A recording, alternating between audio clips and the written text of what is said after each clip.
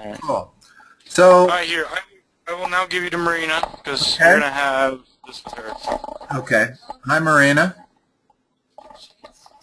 My mom also emailed you 2 of Marina's homework sheets, apparently, so. Okay. Let me pull my emails up. Alright, I'm going to give you to Marina. Okay. All right, Joel, thanks for your help. Yep.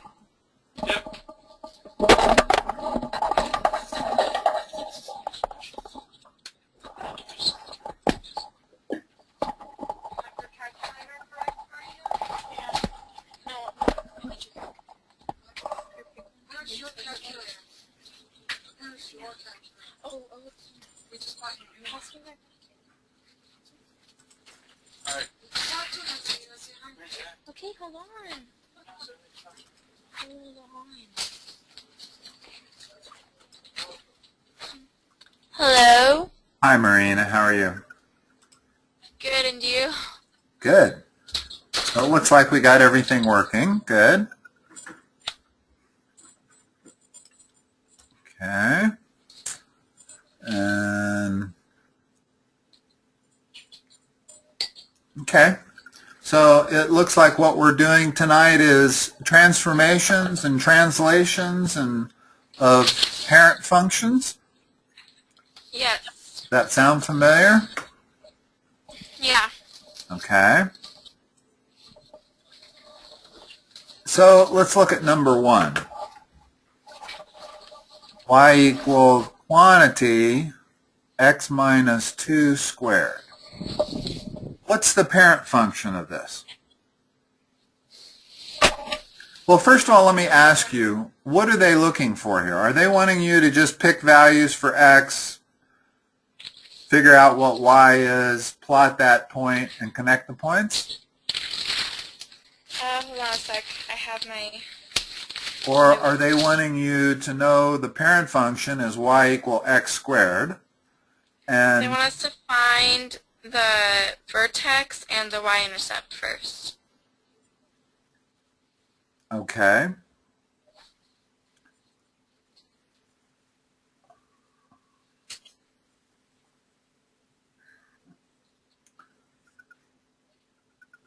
So,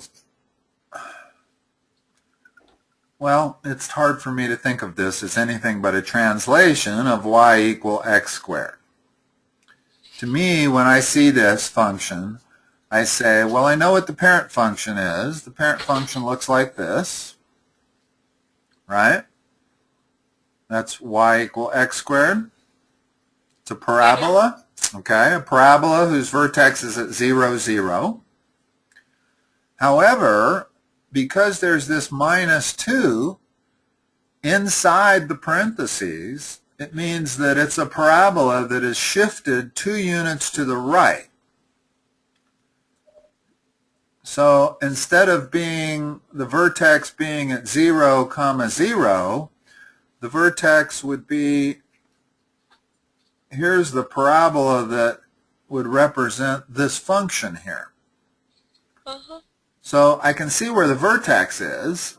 What's the coordinates on that? 2, 0. 2, 0, correct. Okay, and they want to know also where the y-intercept is. So this is the vertex. How do we figure the y-intercept on a function? What is x when y, the function is crossing the y-axis?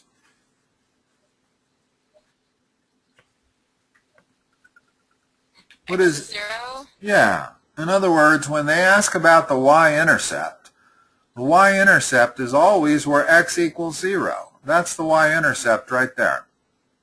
So is all I need to do to figure out the y-intercept is plug in 0 for x and do this calculation. So what do you get when I plug in 0 for x? Negative 2 squared. Which is? 4. Positive 4, correct. So the y-intercept is positive 4. The vertex is 2, 0. The dotted line represents this function right here. And one way, I think what they're going for here is to realize that the parent function is y equal x squared, and you should know what y equal x squared looks like, and that this is that function shifted 2 units to the right. And that's what allowed me to draw it so quickly. In other words, I did not need to go through and create a table of xy values here. Could have. I could have said that when x is 0, y is 4. When x is 1, y is 1. When x is 2, y is 0. When x is 3, y is 1. When x is 4, y is 4. So I could have plotted each of these points, and I would have gotten a value of 0, 4. I would have gotten 1, 1. Would have gotten 2, 0, 3, 1, and 4, 4. I would have connected those dots and come up with the curve. So there's 2 ways to do these. One is by constructing this table of x values, figuring out what the y value is, making your dots and connecting the dots. But the far better way to graph these is to realize that this is a shift from this parent function. As long as I know what the parent function looks like, it's real easy for me to draw that parabola that's shifted 2 units to the right. So that's why I did it that way. It doesn't really say what they're looking for. Oh, yes, it does. Compare the graph to the graph of y equal x squared. Okay, use a graphing calculator to check your answer. Well, do you know how to use your graphing calculator? I'm not allowed to use graphing calculators for tests, and this is part of a study guide for tests. Okay, so we're going to ignore that part of it. Okay? Now, the reason I knew that it was a shift to the right is because this is y equal x minus h squared. And the h is a positive shift to the right. So x minus 2, h is actually the positive 2. And positive means shift to the right. Okay, so that's how I knew it was a shift to the right. The next function that they want us to look at is x plus 4 squared. So if we look at x, y equal x plus 4 squared, what do you suppose this represents compared to y equal x squared? A translation to the left. Yes. By how many units? 4. So this thing's going to look like this. Same parabola, same shape, not skinnier or fatter, but merely translated one direction or the other.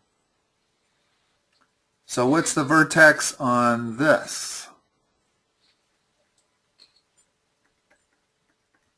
What's the coordinates of the vertex?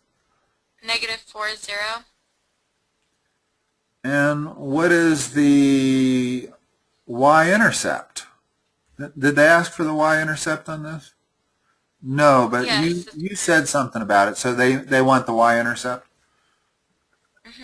So what is it here? Nothing, because it doesn't cross over to the y-intercept. Well, it actually does. It's just that you can't see it because I didn't carry the y-intercept far enough north. That eventually would cross over. We just don't see it. It's 16. Exactly. Plug in 0 for x, figure out what y is. Now, let's talk about something else here. Another way of writing this function is to write it like this. Tell me if you've seen this format before. Yeah, I've seen that before. So y is interchangeable with f of x. F of x is actually a little bit more robust in that I can now say, well, what is f of 0? Which means plug in 0 for x. Because x always equals 0. X always equals 0 when this graph is crossing the y-axis. Only then. In other words, at this point right here. That's where this blue graph crosses the y-axis. And that's where x is 0, because this is the x-axis here. So we're at 0 on the x-axis when we're crossing that. The x-intercept, where it crosses the x-axis, is where y is equal to 0. So it's always the reverse. Oh, okay.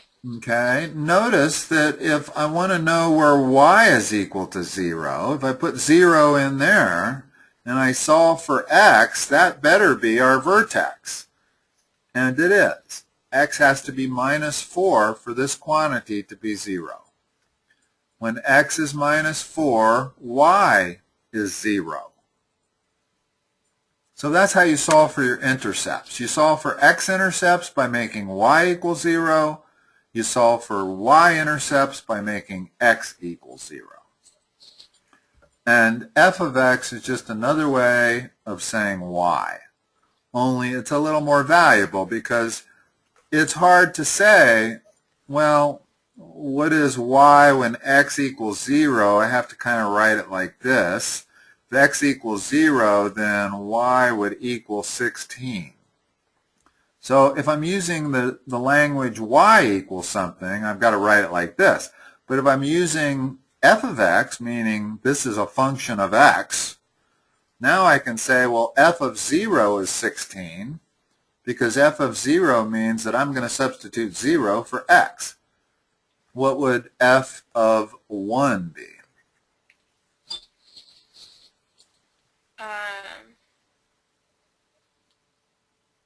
If I plugged it into x plus 4 squared, Right. it'd still be 16. No, because if we plug in 1 for x, we've got 1 plus 4 squared.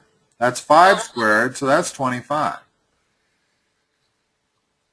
So this terminology is a little better than this terminology because it allows us to say, well, what if you plug in something for x, what do you have? Whereas this doesn't really. But that's okay. I mean, just I'm not sure how far ahead of the game I'm getting here with you. I don't know how much of this you've had. So let's stick to what we're doing. All right. Let's look at 3. Well, 3 is not very much different than 2. What is the vertex on 3?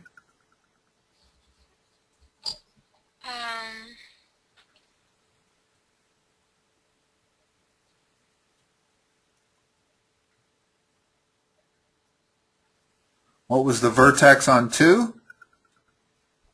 -4, 0. Comma 0. Yeah. What's the vertex here? 7, 0. -7. -7, 0. It's got to be negative because this plus 7 means that what we have here is y equal x squared shifted to the left by 7. Remember, it's always x minus h. So h has to be -7 here. Remember, this expression has to be x minus h, which would require an h of -7 to end up with x plus 7, right? So no matter what ends up being negative, unless if it was x minus 7, that would Then it would be a shift to the right of 7 units. Then the vertex would be 7, 0. But in this case, it's negative 7, 0. In other words, I'm going to draw number 3 like the following here. Hold on.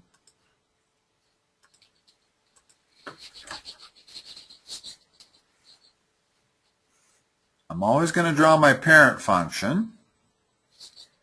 That's y equal x squared. And the new function, exactly the same shape, only this is at minus 7. So the vertex is minus 7, 0. What's the y-intercept?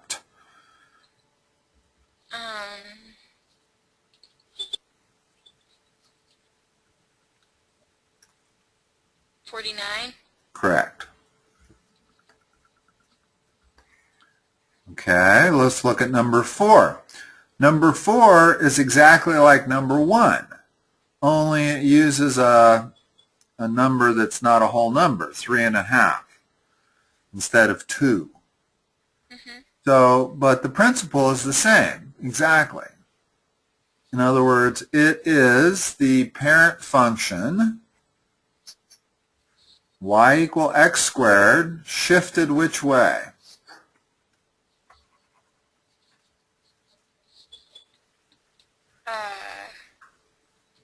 To the right. By how much? By 3.5. So that's where the vertex is going to go, right there. Now notice that I don't draw my y-intercept, but I don't need to draw it because we're going to calculate it algebraically anyway. So what's the vertex?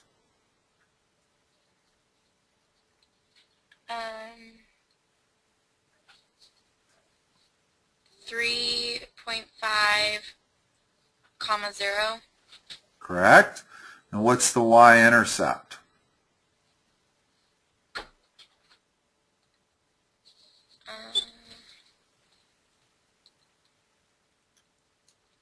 In other words, what is f of 0? 12.25. Good. Got a calculator handy, I see. Yes. No, that's fine. There's nothing wrong with saying that. Or if you didn't have a calculator, that would be fine. They don't really care what the exact answer is. All they care is that it would be this, squared. Right? So I could actually give that as an answer if it was a non-calculator test. All right. Number 5, we introduce a different transformation. Number 5 has the horizontal translation with this 6. Which way does that go?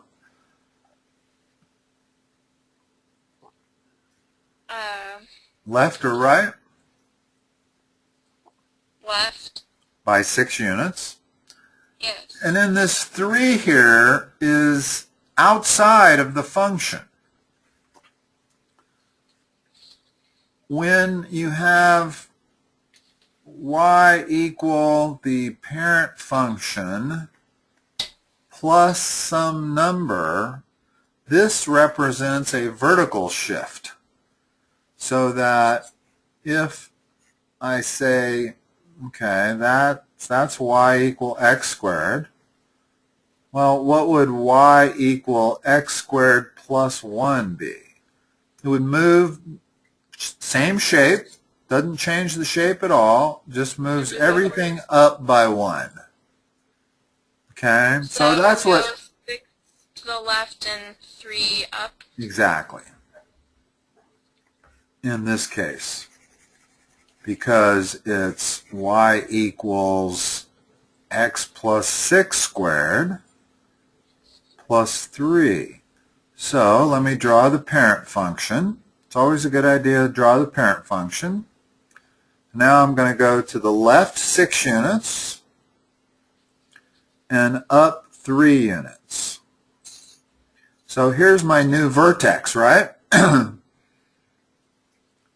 Everything else is the same shape. By same shape, I mean it's not done something like this. It hasn't gotten skinnier. Okay? So my vertex is -3, 3. No. What's the x-coordinate of your vertex? -6, What's the y-coordinate of your vertex? 3. That's the vertex. What's the y-intercept?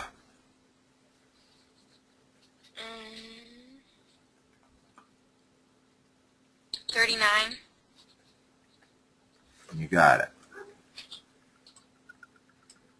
Okay. Let's look at 6. Not draw 6. Let's imagine what we're going to do. What's the consequences of this -5? A horizontal shift. Which way and by how much? It would go to the right 5 squares. What's the consequences of this +1? It would go up 1 square. It's a vertical shift of +1, up 1. So now tell me what the vertex is going to be. It's going to be 5, 1. And what's the y-intercept going to be?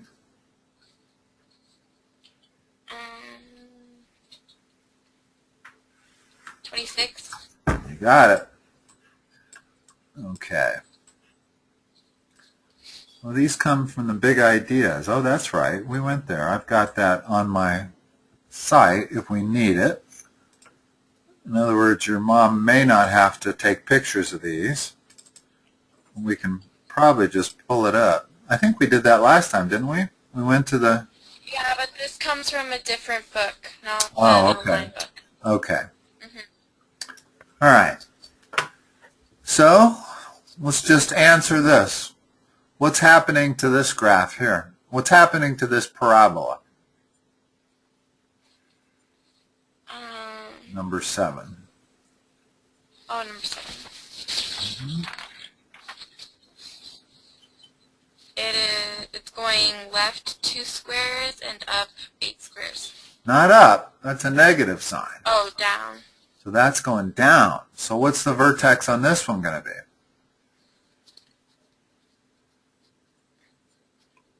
2, -8.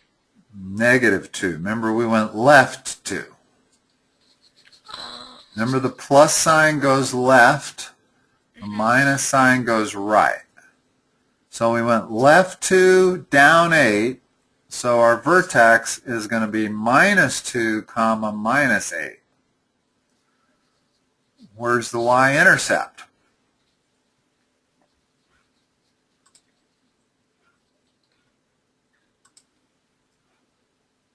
-4. Correct.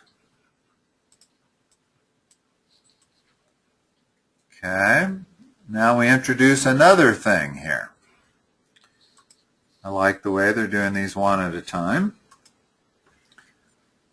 What's the consequences of this -1? It goes to the right once. Okay. I mean, to the left. Yeah, To the right. No, to the right. You're correct. Because remember, x minus h is the standard. And in fact, from this point forward, usually when you see an x with something, it's always minus.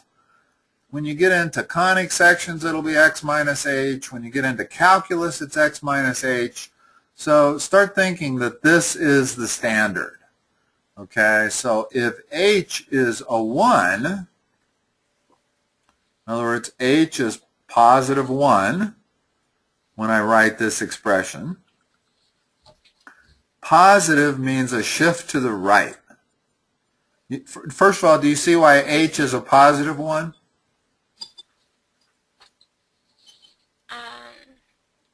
Because it's x minus h, so when it's x minus 1, this is h.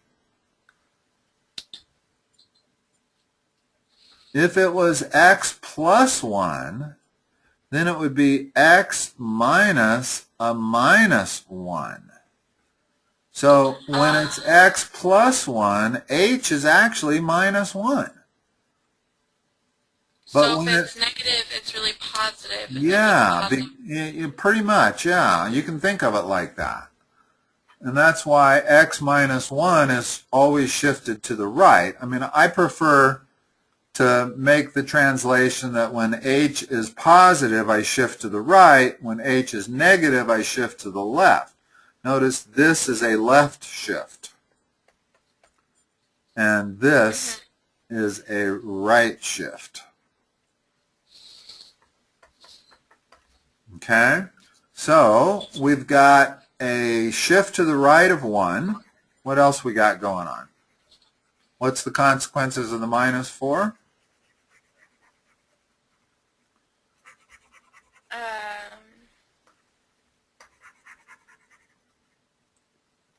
What was it in the last one? It goes up 4. Down 4, because it's negative. Oh. Okay. Okay, so I'm going to draw the standard parent function. This is y equal x squared. And we know the consequences of the 1 is a shift to the right, 1 unit. So I'm going to put the new vertex there. Then I'm going to go down 4 units. So the new vertex actually goes there, right? The vertex is the most important part of the parabola. So figuring out where the vertex of the parabola goes is the first most important thing. And it goes right here. The coordinates of that are 1 plus 1 comma minus 4. Now, the consequences of this 2 that are in front of the function is a vertical stretch by a factor of 2. A vertical stretch does change the shape of the parabola. It makes it skinnier. And how do I know? Well, if I picked a point right there without the 2, well, now I'm saying that it's going to be twice as high by putting a 2 there. So this point would end up right here. Let me put x's for where the new point would be. Do you see why it would be twice as high? So the vertex would be the higher one now? No. Let me go back a moment. I realize I'm confusing you now.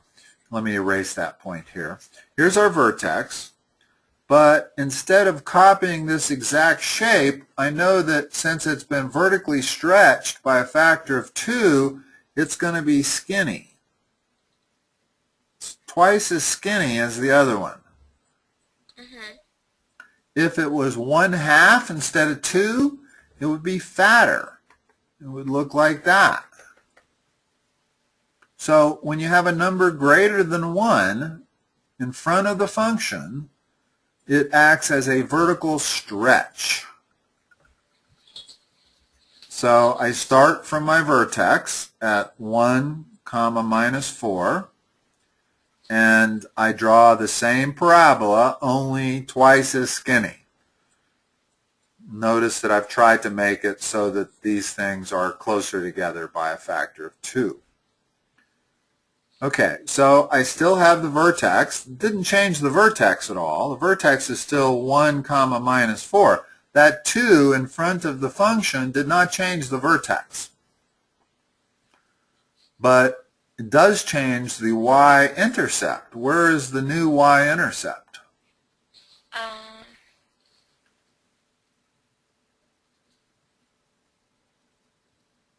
-2? Yeah, so I didn't really draw this very good. It's got to go through -2. It's got to go through this point right here. So it really should look something like this.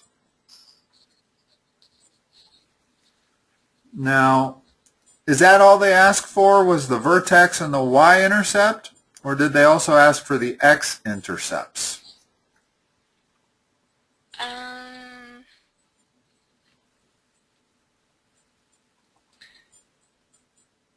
well, Notice the x-intercept. notice that there are two x-intercepts. Let's talk about the x-intercepts, whether they ask for them or not. Remember that y-intercepts are where x equals 0. So you plug that in and you got -2. That's good. That gave us where it crossed the y-axis. But if I want to know where it crosses the x-axis, I'm going to let y equal 0 because y is 0 in both of these spots. So I'm going to say 0 equals 2 times x minus 1 squared minus 4. Well, we can expand this and solve this equation, but I can kind of see that when x is 3, excuse me,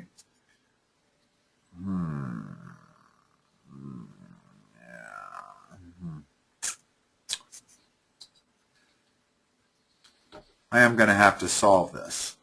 So let's solve this equation. I'm going to move the 4 to the other side, divide by 2, and that will equal x minus 1 squared. Right? If I'm doing a straight algebra solution. So now I have x minus 1 quantity squared equals 2.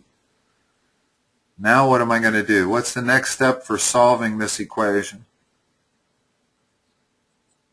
Replacing x. Actually, it would be taking the square root of both sides. I'm going to take the square root of the left side, which leaves x minus 1.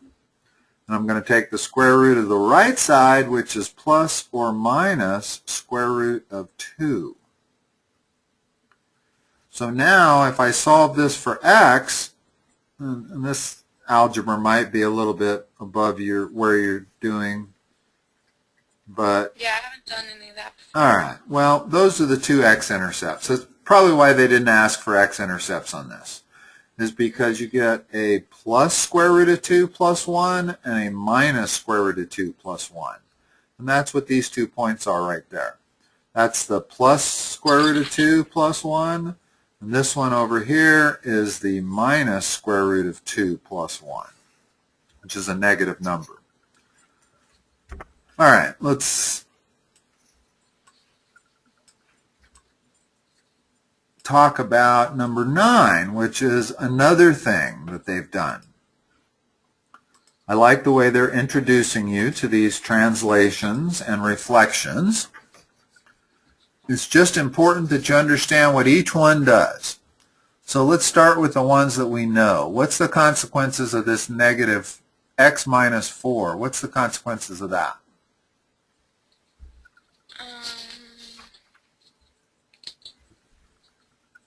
Wait, what do you mean?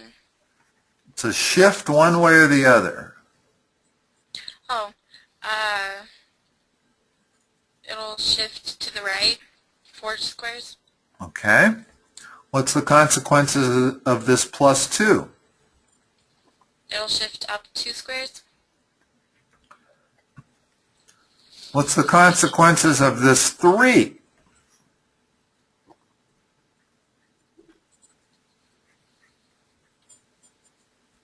It's a vertical stretch Oh yeah, it'll be by a factor of 3. it'll be fatter. No. No, it'll be skinnier by 3. Okay. In other words, instead of looking like this, it's going to look something like this. Okay? Mhm. What's the consequences of the negative sign? That I don't know. It's a reflection across the x-axis. Let's take a very simple case. Let's talk about parent function y equal x squared And then let's talk about what would y equal minus x squared be. In other words, all I'm going to do is take the parent function and stick a negative sign in front of it. Well, every point that would have been y, in other words, when x was 1, y was 1, right? Mm-hmm. When x is 2, y is 4. Well, now, whenever x is 1, y is negative 1. And whenever x is 2, notice that this gives you a negative 4. In other words, every point that would have been above the x-axis is now exactly that amount below the x-axis. Because of the negative 3? Because of the negative sign. Not negative 3, but this negative sign here. Yeah, we're not talking about this yet. I'm talking about a more basic. Oh, okay. What I'm trying to do is explain what the consequences of this negative sign is. Forget the 3 for the moment. All I did was stick a negative sign in front of the x squared function. And the consequences of that is same exact shape, but a reflection about the x-axis. Because every point that would have been y is now minus y. In other words, if a point would have fallen here at 4, it's now falling here at minus 4. If a point would have fallen at 1, it's now falling at minus 1. So that's how you can remember what that negative sign means. It means that it's a reflection about the x-axis. Oh, okay. Okay? So now let's look at this function. And the order that you do these translations is important. You can't do them in the order that we've been talking about. In other words, we can't translate to the right by 4 units, move up by 2 units, stretch by a factor of 3, and then reflect over the x-axis. That's the wrong order. When you have a reflection taking place, do it first. Okay? In other words, I'll do it in the exact order that we need to do it. So I know that the parent function, let me write the parent function, or let me draw it, is that. Well, the reflection means that. In other words, this is y equal x squared. This is y equal minus x squared. Now let's start doing the rest of it. Well, the 3 is a vertical stretch by 3, so that actually would be, there's the vertical stretch. I'm just making that parabola, that upside down parabola, be 3 times as skinny. So this curve is y equals minus 3x squared. You with me? I'm going through one translation at a time here. Next translation I want to do is the minus 4. Well, I know that moves 4 units over to the right. So that would be this skinny graph upside down, looking like that. So that would be y equal minus 3x minus 4 squared. And now the last thing we want to add is the vertical shift up of 2. Well, here's 2. So here's our new vertex right there. Its coordinates on that vertex?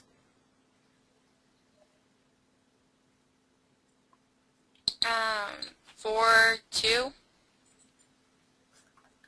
And it's going to look just like this blue curve, same shape. only like that. So now what's the y-intercept?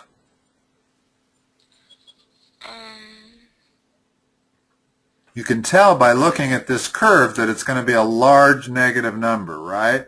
Because it's going to take a while for this thing to cross the y-axis.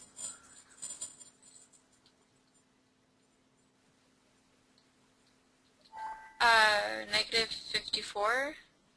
Well, this came out to be 16 times negative 3. That's negative 48 plus 2. So it would be negative 46. Oh, I added 2 before I multiplied. Right. You always want to do PEMDAS. Do the parentheses first. Always do what's inside the parentheses first, then square it. That's the e of the PEMDAS is the exponential. Then multiply it by minus 3, then add 2. And so what that means is that I'd have to go way down here on this graph, somewhere way down here, where it would finally cross the y-axis, and that would be at 0, comma, minus 46 would be the y-intercept. Okay. Okay? All right. We've almost done everything we can do. We've had a horizontal translation, we've had a vertical shift, we've had a vertical stretch, and we've had a reflection about the x-axis. There's still a couple of things you can do that haven't been done yet, but we won't talk about them until we get to them. 10 is actually the same as 9, only it doesn't have the negative sign. And it's a fraction instead of a whole number greater than 1. So it would be wider instead of skinnier. Exactly. It would be fatter by a factor of 3 instead of skinnier by a factor of 3. And it would not be reflected about the x-axis because there's no negative sign. So if there reflect across the y-axis? No, not yet. There is a way to reflect. If I were to put the negative sign in front of the x inside the parentheses, that would be a reflection about the y-axis. But so far they haven't given that to us yet. So let's not even talk about that. In other words, to draw this, because there's no reflection either about the x-axis or the y-axis, we can do everything in whatever order we want. Doesn't matter whether we do the horizontal translation first, the vertical shift second, the vertical shrink. This is called a vertical shrink, not a vertical stretch. We can do it in whatever order we want. It's only when there is a reflection that you have to do that first. So let's do each one of these individually. We'll start with the regular one. That's y equal x squared. So the first thing let's do is the stretch by a factor of 3.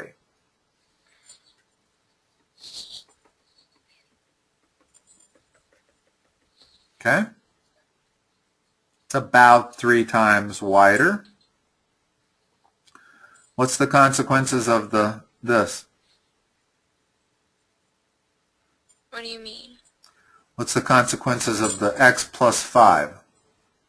Oh, it'd be moving towards the left. A horizontal translation to the left of 5 units is the proper answer to that question. Okay. In other words, it's not just a shift to the left, it's a horizontal translation, because there's also horizontal shifts and horizontal stretches and shrinks, which we haven't talked about yet. So this is just a horizontal shift, not a stretch or a shrink. It's not changing the shape of the curve at all. The 1/3 changed the shape of the curve, but I've already done that. So now I just have to move everything 5 units to the left. Well, I'm going to make that my -5 spot. So now we've got something that looks like this. Okay. Now the last thing we have to consider is this -6. What's the consequences of that?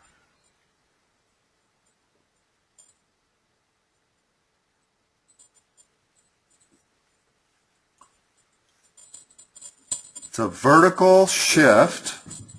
Which way?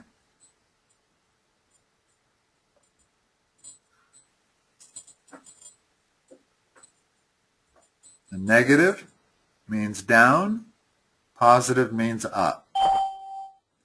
Ooh, I must have lost you. You still there?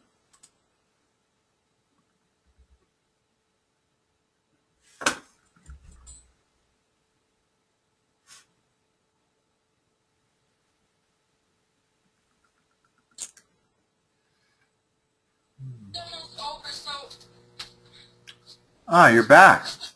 Still there? Hello? Yeah, okay, you're back online. You Oh, went sorry, off. Yeah, I lost you for a second. Mama? Someone else call. Can you hear me? It turned back on. Marina? Yeah, sorry, my computer died. Okay, can you hear me now? Yeah, I can hear you. Okay, cool. So the last I thing just can't see what you're doing. Oh, you can't. Okay. It says Well, install GoToMeeting, like it's the okay. front page. Well, we've only got 12 minutes to go, so we can just talk if you want, even though you can't see what I'm doing. We were talking about this number 10. You have that in front of you by chance?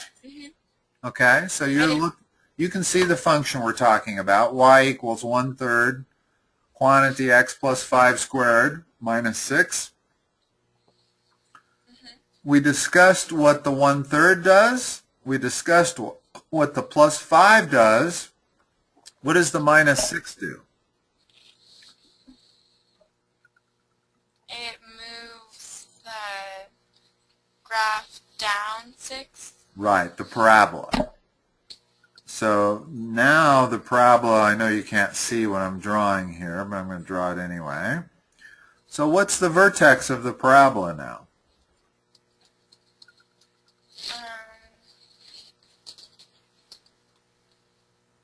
-5, 6. -6. -6. -5 comma -6.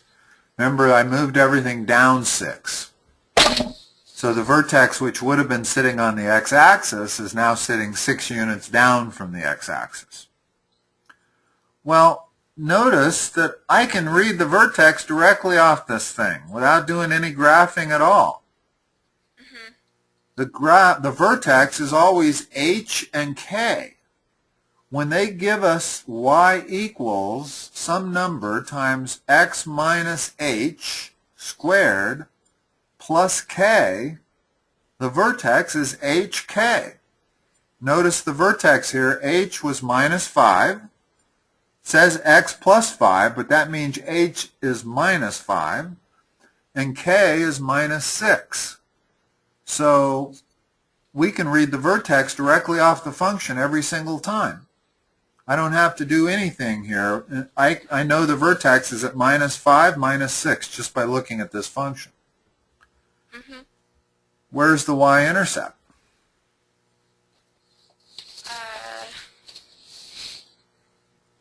Number 10. It's 0. No. Plug in x equals 0 and figure out what y is.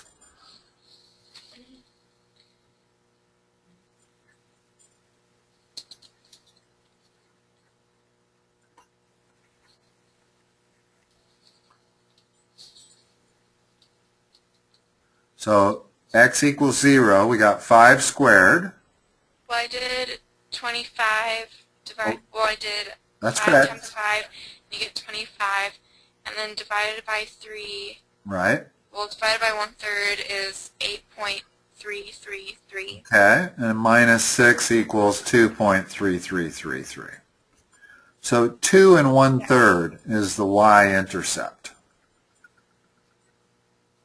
2.3333 is 2 1/3.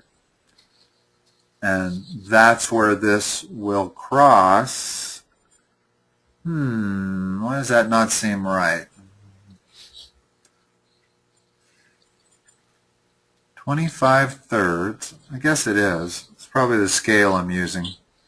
My picture isn't crossing there, but that's certainly the way to find the y-intercept is to plug in 0 for x, and you get 25/3 minus 6. So that y-intercept is positive 2 1/3.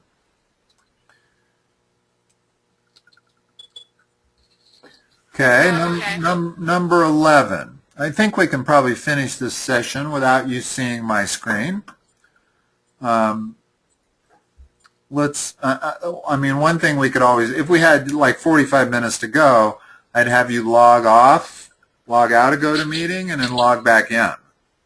And then you'd see my screen. This is kind of an unusual situation. I'm not sure I've ever had it where the audio is still working and you can't see my screen.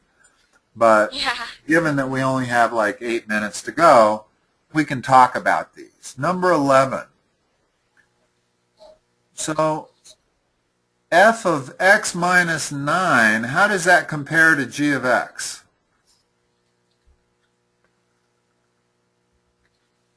Because... Well, when I say how does it compare to it, tell me how, is it a translation, a horizontal translation? Is it a vertical shift? Is it a reflection? What is it?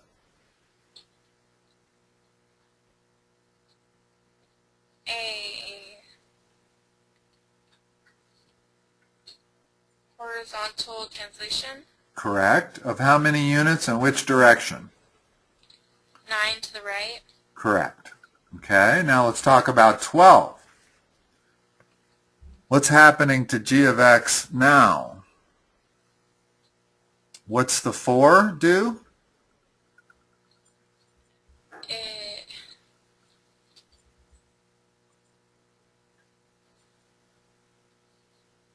Vertical stretch.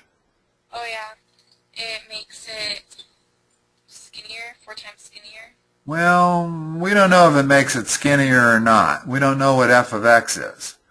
All it is a vertical stretch at this point. In other words, it might be a different looking function. It might not make it skinnier.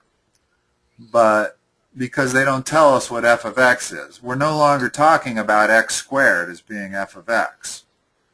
We're just talking about some function that's being vertically stretched by a factor of 4. What's the 5 do to it? Makes it go down 5 squares. Plus 5? I mean up 5 squares. It's a vertical shift. So we have a vertical shift of 5 and a vertical stretch of 4. Notice that when the number is added to the function, it's a shift. Doesn't change the shape, just changes the up or down. But the 4 does change the shape. So in number 12, we have two things going on. We have a vertical stretch of 4 by a factor of 4, and we have a vertical shift by 5 units. Okay. Okay.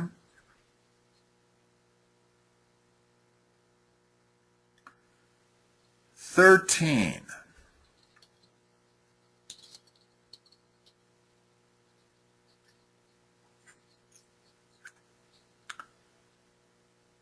$13 is going to require me to have you looking at what I'm drawing, I think. Oh, I don't have to do number 13. I have to Oh, do you 1 don't? through 12. Oh, okay. Well, fine. Fine. You'll notice that 13 is that same parabola, right? Mm-hmm. It's a parabola that's got a vertical shift of 10, a horizontal translation of 8 to the right, and a reflection across the x-axis with this negative sign. Now, all of those together are going to tell us where the vertex is. And guess what? That vertex is the maximum. Notice that the negative sign turns a parabola upside down so that the vertex is the maximum value of y, or in this case, a.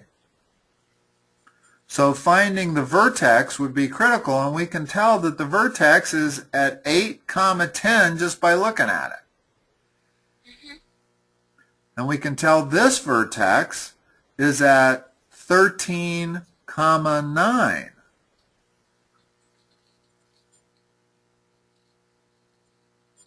Are you talking about A or B? Well, A, the vertex is 8, 10. And B, the vertex is 13, 9, just by reading the two functions. So by knowing where the vertex is, I know that A actually is higher. Its y-coordinate is 10. This y-coordinate is 9. So I know that A's maximum profit is bigger than B's maximum profit. If I were to draw both of these parabolas, the vertex for A would be higher up than the vertex for B by 1 unit. So A's maximum profit is that vertex. That's what represents where A has the maximum profit, is the highest point on that curve. And that's the vertex of an upside down parabola.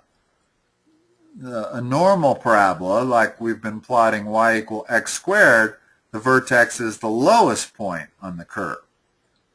But this negative sign reflects it about the x-axis, and so that vertex now represents the highest point on the curve for both of you.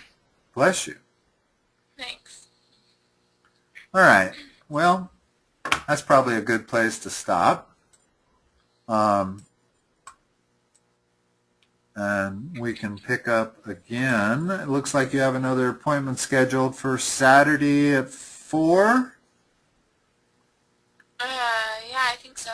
Okay. Oh, actually, you have somebody scheduled tomorrow night at 8, but it says either you or Joel, so I'm not sure who that one's with. It depends on which one of us need it, I think. Okay.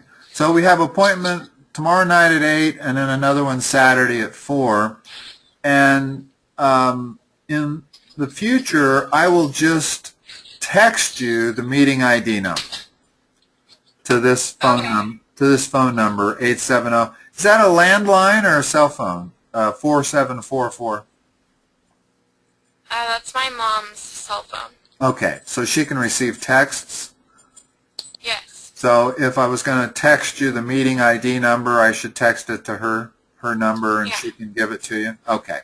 So tomorrow night, that's what I'll do, is text the meeting ID number to this phone number, and whichever one of you has the meeting, you can log on. Okay. Okay? All right, thank you. All right, Marina. Talk to you maybe tomorrow, maybe Saturday.